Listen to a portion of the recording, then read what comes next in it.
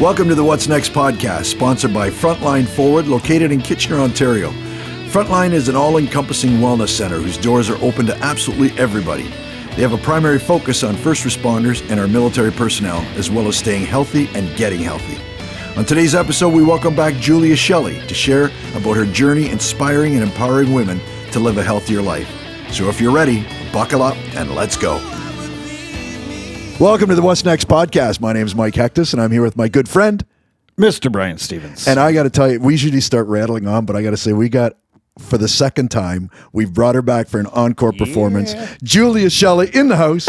There she is, in the house. Yeah. Julia actually was in the area from Calgary, but just driving by and found Porchlight Studios. It took me, it was my third driveway, but third time before she I found it eventually. Anyway, just into the intro, you know what we're all about here at What's Next podcast. We like to bring in guests that have a story to share, and more than ever, those stories touch other people, and we're going to touch on that as well. Mm. They reach people all over that feel that they're alone and in their own space, but there's something in that story that connects people, and I truly love that. Because I think our passion and our desire with this show is to inspire people and to let people know that they're not alone and they're in a safe place. Mm-hmm. And we're here just to, we're not professionals by any means. At least Bryan's not. But anyway, we try to at least give people, just our thoughts. Yeah. And again, there you go. We're just a couple of guys that want to sit with some people and really show that we do care. And yes. Bryan, thanks for being here again, buddy. Thank you. It's always good to be with you. It's always good to be here with Mr. Stephen Ryan. And today is Stephen's birthday. It's your birthday. Oh, we can't sing again. We keep getting shot down because we're singing songs that we don't have the rights to sing. Yeah. You can't sing Happy Birthday? Well, we could. I don't know. Is anybody on the rights to that song, Stephen? Happy Birthday? I'm going to say yes so you don't sing it. Oh. Got it. Perfect. Okay, we'll shut up. Anyway, happy birthday, Stephen. Yes. Good job, man. So, last time we had you in, or we didn't have you in here, we had you brought in through the wild world web. Mm-hmm. We talked about you working with the UN and a crazy, crazy tour life that was. And the neat thing about it is that we met through the fitness world and the gym and everything else and training. And what I found so cool following you, I guess people now call it creeping you, but following you on social media was how it didn't matter where you were in the world, you were training and doing what you love to do. And that was to train and to compete and to inspire others to live a healthier lifestyle. But you were still at the UN. Yeah. So what happened between our last podcast? And again, we just chatted about that. We're sitting up here in the studio trying to get things ready, and she's got Instagram going, and we're going live on this. And I'm thinking, wow, this girl's unbelievable. Bryan and I just kind of, oh, well, whatever. Somebody takes care of all that. Got to write that down. Yeah, we're going to get her. We're going to hire her to take care of all our social media. Amanda? But, Amanda, can you do this? Yeah. But as I said, it's one of those things where we had you on and you came in through Calgary on the internet with us, and now we're live in the studio with us, and it's really cool. And I'm glad that you reached out to say that you're here so that we could do this, because we've been planning on doing it, but now we get to do it live. Yeah, I'm excited too, and it's amazing to actually be here because I have known you for a long time. I met you a long time ago, and I am from Ontario, from around here. So I do try to come back for visits every once in a while. And I didn't know that this was happening. And then I had a very special weekend, because we'll get into that, because of what's next. We'll get to that down the road. Wow. She just stole our car. She stole the whole show. Well, you did ask back in March, what's next? And here it is, part 2. So what brought me here, right? So, but yeah, I had a really amazing visit here this past week. And it's so good to be back. I love coming back to Ontario. I grew up in Guelph, so it's just, there you go. Awesome. It just feels and like you were home. Our very first, which was cool. We were chatting about that too. Bryan and I did a first couple just to tell people about ourselves and our stories and what brought us together. And then you were our very first guest. Mm-hmm. And I just reposted that again this week just to let everybody, hey, if you loved her the first time, she's coming back. Yeah. But she's in the house. There you go. She's in the house with us. So, yeah. But Julia, you started in the fitness world. I've been in the fitness world, I guess, for since 2011. Yeah. Back when we would have first met, right? Yeah, so was it Oktoberfest we met? Oktoberfest, yeah. So my very first show was the week prior in Hamilton. Okay. So my first one was UFE Halloween Mayhem. My dad actually came to that one too. Yeah, I remember the Halloween And Mayhem, yeah. so that was the first one. And then 1 week later, as a last minute decision, I think like 2 days before the show, we decided, Danielle and I, my coach at the time, to register for Oktoberfest because the first one was a hit. I won the first one, so I was like, you know what? Let's just keep going. So we went for the second one, and then That's when we connected. That was very cool. Yeah, really good experience. And then I thought I'd have to put it on hold because of getting the job with the UN and going overseas. But I ended up in Afghanistan and ended up being a great place to train. We had the equipment. It was a good base. It was well set up. But also, as we talked about last time, for mental health reasons, that is the time that you really want to take care of yourself. You really want to prioritize your health. And for me, that outlet has always been fitness. Yeah. At least that was my way. I have since then, and since the time I took off last year, realized that there are other ways I needed to work on it as well. And I took that time last year and, seeked help in other ways. But my outlet still remains. My number one is fitness. I always have to be taking care of myself that way. And were you cognizant of that, like, all the time? Because I know I wasn't. Like, I've been a gym rat for a long, long time. And when I went through my struggles with PTSD, it came out in therapy that the number one release for me was being in the gym. Yes. Just from the conversation, from just being there, being fit, all that. But I wasn't consciously aware of that. Were you always aware that the gym and fitness was your release? No, I had no idea there was anything that I didn't correlate them. I didn't understand that was why. I was like, I just enjoy this. It makes me happy. It makes me feel better. And I've always been very goal oriented. And then that just kept growing, Right. So it wasn't until COVID, until we literally could not go outside or couldn't, when we were, trapped. And that's when I was like, oh my goodness. I cannot, I just need to even go for a walk or a hike. It doesn't always even have to be the gym, but something, because I told you about that hotel room I was in for 12 weeks straight. And I just thought, this is not right. No one should live like this. No. Yeah. No. So let's go back, because I want to talk a lot about the fitness path that you're on now, but you left then the UN. When did you resign from the UN? On Canada Day. Seriously?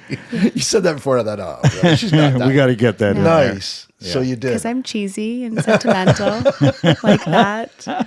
So you resigned from the UN. So when was your last tour then? It was this past tour, after we spoke. So we did our podcast. It's just, everything is so amazing, just how it all worked out. I had that deep feeling like, this is it. I wanted to move on for a while, but I was still trying to find what I was going to do next. I don't want to paint a bad picture. I loved it there, though I did have a bad time and I needed that break and took time off. I'm so grateful for my experience there, everything I've seen, and how much I got to grow through all of that. But yeah, it was time to move on. And there's only so many tours and so many war zones, a person could take. And it's like, you got to come home eventually and, enjoy your family and just all that. Yeah. And you mentioned that too. Your sister was even saying, that they could see that, it's time. You were trying to be this tough person, trying to cover everything up, and which Bryan talked about too in his journey. You think that you're fooling people, but you're not. People could see it. It's just like they could tell when you're being truly, authentic and when you're not. But we talk about the gym and how important the gym is, for health reasons and everything else. But it's also great, as Bryan says, for his mental health. Right? It was a place to grow. And it was that's where you and I met too. Yeah, I was in the gym, and it was such an awesome release. It was a place that you could go to and not have to deal with what you're dealing with. But you got in there, and it was great conversation, and just friendships of, I still have many of the friends from the original Popeyes gym you and I went to that I'm good friends with today. And it was just for a couple of decades there, it was a pretty special place to go. Right. And that's why I tried to bring that forward again with Frontline Forward. I wanted to create that whole atmosphere again, and I'm pretty proud to say that we've done exactly that. It's a place. I had a conversation with one of our paramedics today. She just said, "This is my salvation." She goes, "I come here to just not have to deal with that out there. I come here to just be here." And the neat thing about it is those that are there, being brothers and sisters in the same, same career or same path, or whatever, they understand that. Yeah, for There's sure. no judgment whatsoever, which is so cool. Because you know how the world is so judgmental, right? Yeah. We always try to be what everybody's looking at us at, like through their eyes. And Well, you'd know nothing about that being up on the stage about it being we judgmental. never been judged. No, not at all. No. Not at all. Not Completely picked apart Yeah. on my symmetry and everything. Yes. So on that though, excuse me, we talk about you had this vision back, like you said earlier. We were chatting again, Bryan and I, and we told you too that we're not taping right now, filming, but we are the whole time we're sitting here chatting because you had brought up some great things. 2015, you already had this vision, Yes. or this path that you wanted to take at some point in your life, which is so cool. So you kept your vision on this fitness. Yeah, it just transformed so many times, and I didn't really know what it was going to look like, but I really genuinely loved what I was doing overseas, and it was so fulfilling. There were many tours that were so incredibly special, and so many amazing people that I met and got to work with or cross paths with as even our passengers. Like the kind of work that we did was, it made a difference, obviously, when you working with an organization like this, but so cool. I didn't just want to leave for anything. I thought, people thought, oh, you're homesick, you can come home, work for another airline, or there's, what if you do this or that, other ideas. And I just thought, you can't go from some of the most impactful moments that we had where we were literally rescuing people and pulling them out of, horrible situations. Right. We had stretcher cases all the time in the plane. Like these weren't just regular Cancun drop-offs. Yeah, like exactly. these were very special flights. You're not getting another beverage. Sorry. Yeah. Not enough. We went into Yemen and we'd take like sick children who had never, we were the first flight. I remember being on that plane, the first flight into Yemen in 5 years because they were civilian flights, into Yemen in 5 years to rescue and take out sick children that could not get medical attention because of their situation, because they didn't have it in Yemen and weren't allowed to leave Yemen.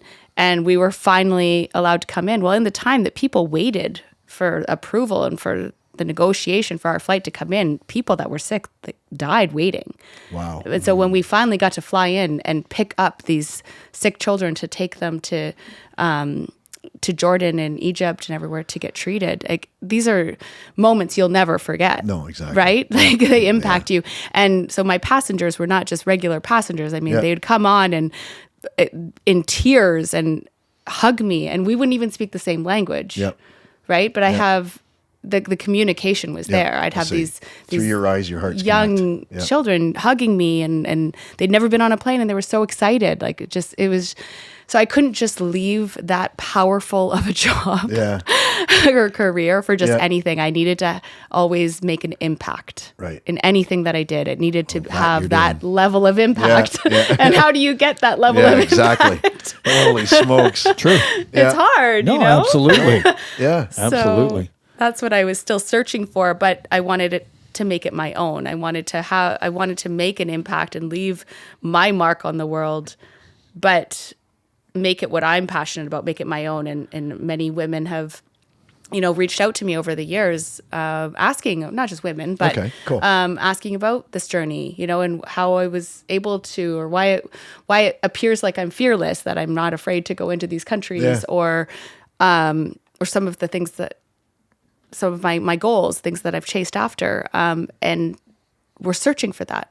There's just many people that have reached out to me like, how do you do it? I don't understand, and then stay in shape and work towards your fitness while you're deployed. And I just thought, I don't know, like I've just gotten to this point. I mean, I've learned things along the way, and I guess I have to find a way to put that together and make that into a program. And how can I share that with the world? Like, how could I share that and help other people? It's so cool. You talked about, and your legacy is, like I say, we've said this on every show. I think a legacy is not what you leave behind for people, but what you leave in people. And you are definitely leaving a legacy in a lot of people.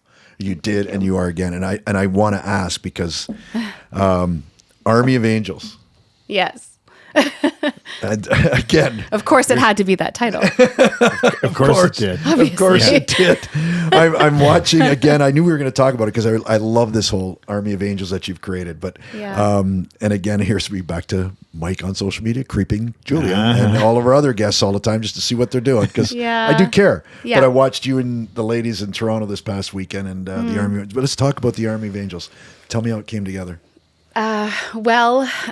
So we talked about that. I had a few ideas in 2015. I was just kind of thinking about, what I wanted to do. Went back into competing and stuff, and that started the ideas flowing, I guess. So the motivation. So my passion has always been fitness, but I also love traveling, love conquering fears, and I want to empower other women. And I find that on any kind of a fitness journey, one that is very successful, one that is life-changing and that lasts, is not going to be some short-term detox or some short-term challenge. It's going to be something where you've got a community that supports you.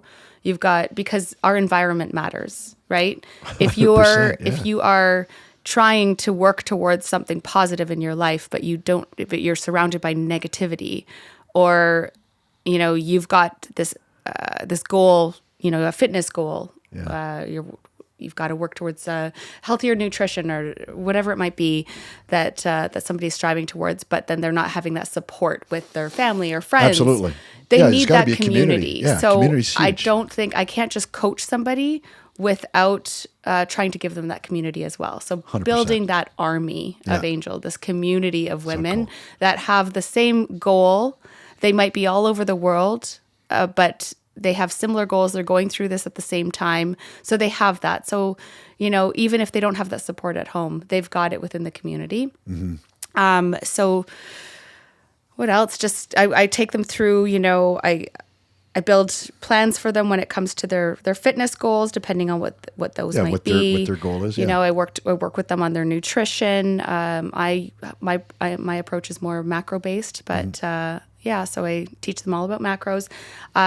I try to educate them as well so that they understand why we do things. So I have a 1 hour Zoom with the whole group so they get to know the community. Mm-hmm. So once a week we have an hour Zoom so they get to know each other. They can ask me questions, share each other's journeys, their struggles. I was going to ask you to say, share with one another exactly what they're going through. That's cool. Because again, a lot of times you look at your coach and you're thinking, oh, they've got it all together. But you see somebody else in the group, in the community, and that's you say, okay, they're going through the same struggle, hence like our show. So it's very, I think community is by far, like you say, that's the gym. Well, exactly. Is a community. And that's what, was created for us. Yeah. What I've just done again in recreating at our places, and lots of people have come in and they said, it's not a gym, it's not a wellness center, it's a community. Yes. Simply, that's what it is. And out of the community, see, we stand on, and when I was listening to you talk, it's the pillars on which we stand on are just education and awareness. Because if you put that together, you can empower people to do just about anything. Mm-hmm. And that's exactly, forgive me if I'm off on the wrong route here, but I think that's what you're doing. You're just truly educating women primarily. Right. You're educating them. You're making them aware, and through that, you're empowering them to conquer their fears. And they're part of a community that supports each and every one of them. Right. Mm-hmm. And they've that's got the thing right now. Yeah. So many people, when they go on these journeys for, weight loss or nutritional plans and that, they've struggled so much. And a lot of it's in their head. I'm never supposed to be skinny. I was never skinny. That's the path that I'm on. And I know what I should be eating and I'm not eating it. But when you've got a community together that you get together, like I said, you don't have to be in the same gym standing. No, I like the idea of the Zoom. I really do, because now you're looking at that other person, and when you're not judging one another, you're just opening up. And like I said, I've always truly believed that everything starts in our heart, and it's that light that shines out to others. And you can see that when you're talking to somebody in a community, you can feel it. Even though you're on a screen, you can feel what's in their heart, and it's so cool. Yeah. Oh, I'm very proud of you. That's odd. Thank you. Dad's in the house here tonight too. Dad You must be is going, here. That's my girl. You can shed a tear if you want to. I'm going to. I'm so proud of this kid. Holy mackerel.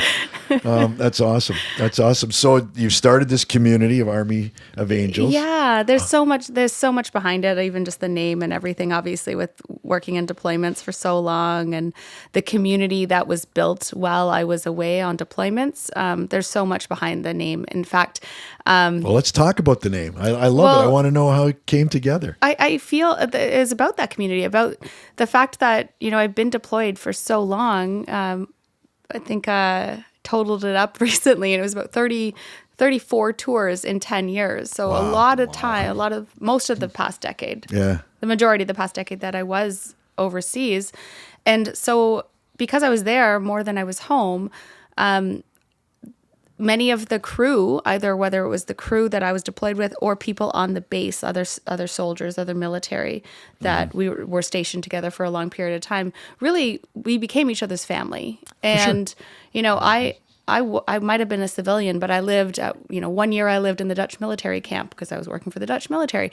So they just accepted us as their own, they just invited us in. We took part in absolutely everything they did. I mean, I sometimes wondered at some point, am I just going to wake up speaking Dutch? I don't know. I feel Where like are my wooden clogs? I feel like I'm in the Dutch military. Nobody knows I'm not. So we were just so accepted. We were family. And so I feel, even though I am civilian, or always was civilian, I always felt included, and that I was part of these armies. And we always worked together. There was so much camaraderie. And I would go to these CrossFit competitions or other lifting competitions in Afghanistan, and I'd get to know so many other people. And there weren't as many women. So it wasn't this competition that sometimes women might have with each other at home. We didn't have that. So in Afghanistan, when we're greatly outnumbered and another woman lands and you see another woman on base and you're like, sister, come here. We are now tight. You have no choice. We are friends. I'm going to be your best friend. Yeah. Yeah. It was I like am your best friend. You have a choice. I am your best friend. Kind of what happened with you and I. Yeah. Oh, yeah, no choice. Well, it eh? was either that or Stephen. And, so I chose. Happy birthday, Stephen. But that Julia, that's a beautiful thing because, and again, I'll just relate it back to what I did for so long. It just they become your family. Well, you know all about camaraderie. It's the same thing in any kind of emergency services. Yep. They are family. They absolutely are. Yeah. And we spend Christmases together. We don't have normal jobs, right? So you spend all these moments, these special moments together. Yeah. And I actually am very excited to say that one of my clients now is a U.S. sergeant that I met in Afghanistan. No kidding. We worked, or we didn't work together. We worked out together. She was one of my sisters. I saw her, landed on base. We met at a CrossFit competition. Like you, best friend. Done. That's it. You don't have a choice. Sign the papers. There's no other conversation. We are. That's cool. Very cool. So now she's a client. So you never know. Things come full circle. Yeah. And she reached out to me. She saw that I'd created this. Of course, I think she loved the name too and just thought, really, this is awesome. Yeah. So she joined. She's part of the group. She's getting amazing results. And I think all my ladies are. They've all, seeing them all this weekend and having them share with each other, they were just bragging at the dinner. We had a celebration dinner Saturday night. And I don't pressure anyone to put up their pictures for testimonials or anything. Exactly. I know I know I'm confident in what I do. It'll come out and they can share however they want, however they're comfortable. But they were just so proud. There was a lot of the ladies were just sharing their before and after pictures back and forth and telling their stories and just opening up to each other and just the friendships that were made. It was so much fun. That's cool. So much Are a lot of their clientele, do they want to compete? I don't think so. I've only had one so far that brought that up. So they just want to be fit. They just want to be live a healthier lifestyle. Yeah, and that's kind of what I want to promote even more. Even though I've competed a very long time, I'm not passionate about bringing people to stage. It's not. It could happen. I might do it. Yeah. But traveling the world, and I don't just do bodybuilding. I do it. Maybe once a year. But I also do Olympic lifting, gymnastics. Recently, got into jiu-jitsu, hot yoga religiously. Like I do a bit of everything. And so even though people know me more from competition, because that is just what's promoted more that's where they saw because you. of the fitness For modeling sure. world. Yeah. But I do the other things, and I like to have a well-rounded athletic background. And so I kind of like to coach that in others. Just like traveling, I like to see the world in all places, all parts of the world. Right. And I like to see fitness and live a well-rounded, healthy life. So is there a mission statement that you live by? No, maybe I should make one. I was going to say you should. I'm just feel going to say like- because it's really, I think, because you're changing lives, and it's not. And I say that because when Bryan said it is about the competition, but that's not what it's about. No. I think women more than anything are looking for this community where they can be accepted as to who they are. Here's the struggles I'm going through, and you're encouraging them, as are their friends. I mean, there's got to be a mission there that you could throw. We'll work on that. I was thinking as you were, I was thinking of what are some of my favorite quotes that have just have come with me. Like I always think about, and one of them is what would you do if you could not fail? I don't even know who said that. I remember Julia Shelley. I think. Sure, I'm taking credit from now on. That's it. Quote me. As we get What our would you asses do if sued you and the could not podcast fail? is off Julia the air Shelley. because we just stole somebody's quote. So is that, and then another one, and I don't have the entire thing memorized, but it's very famous, and it's from Marianne Williamson, but it's called The Deepest Fear, or Our Deepest Fear, and it's not that. It's that you are powerful beyond measure, and you might recognize it as it gets further onto the goal. It is a beautiful, beautiful quote, and I guess about that. those though. are two of my kind of missions. What's your purpose and your mission is? I mean, one of the things, Richard Branson's one that I've got on my mirror at home in the bathroom. I've had it because I got my own business, right? Then it's been up there since day one when I started my business. It has been up there for 30 years, but probably for the last 12. And it's, if you're not making a difference in other people's lives, you shouldn't be in business. It's that simple. And and every day I read that while I'm brushing my teeth and combing my hair. But it's one of those things. I read it because when I go out that day, I want to make a difference. Yes. And you know what? My clients are always, they're struggling with this, that. I don't know how to get here. And if I can at least guide them to make a difference. And that's what it's all about. So that's kind of cool too. But now we'll work on that. We got to get you a really cool mission. Because I know it's burning deep inside you. You can tell. Well, you light up when you talk about these ladies on the weekend. I love them. They're so amazing. I'm so lucky. I have the greatest clients. It was just such an impactful weekend. So how long do they stay connected with you for? Is this like, it's a journey forever, as long as they want to be on this journey? Some people will stay on a bit longer. I have them join for a minimum of 12 weeks when they start, because it's just, I want them to at least see that part through, because it's about changing habits and everything. Exactly. But I have a curriculum, so I teach on different topics each weekend, or each week. We're once a week we meet for our Zoom, and as it continues on, if they go on into 6 months, it goes a little bit deeper, like next level. So we get into a lot more mindset work in the second part of it. So many of them end up renewing, and then I have a book study on atomic habits. So I take them through a whole study on atomic habits. And there's a couple other books that I kind of want to build a study around as well, but a lot of mindset. Yeah. That's a big part. It's huge. And when that happens, as it's a community and a group that's talking, they start to feel more comfortable. So I really encourage them to continue on for the 6 months, because the first 3 months, they're just kind of figuring out macros, figuring out fitness.